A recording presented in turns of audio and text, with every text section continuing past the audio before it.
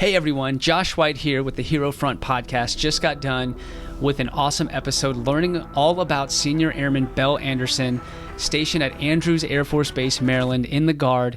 She doubles as an NDI inspector and works in the, wait for it, best career field in the Air Force, Base Honor Guard, where she does military funerals and also does the scheduling behind the scenes. We get to learn her Air Force story, hear her thoughts on leadership, good and bad.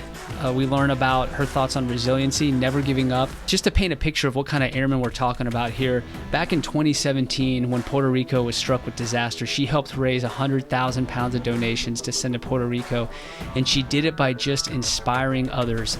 She's full of optimism. I get fired up reading her posts, reading her journey. If you'd like to learn a little bit more about Belle Andersen, please follow her on Instagram. That's where she kind of tells her story the most. Her Instagram handle is life_es_Belle, BELLE.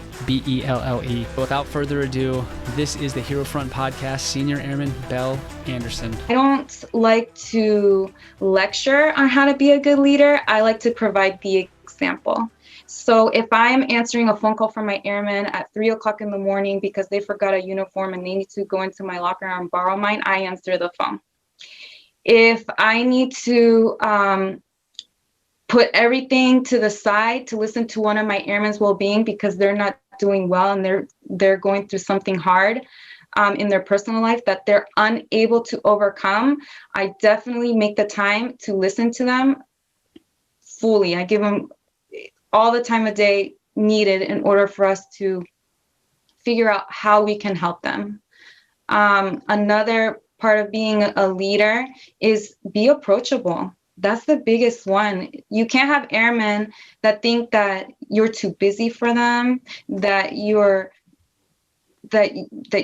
angry, or overwhelmed. They need to be able to feel that they can approach you at any time so that you know exactly what's going on in your shop. Because if you don't know, you won't be able to run it successfully. And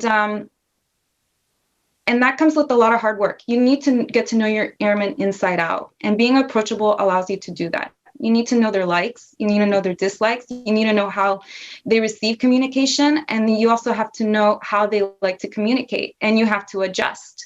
And you have to know that for each and every individual person. And that's a lot of work and a lot of memorizing. But if you have the skill and the mindset to do it, believe me, you would be able to run a successful program.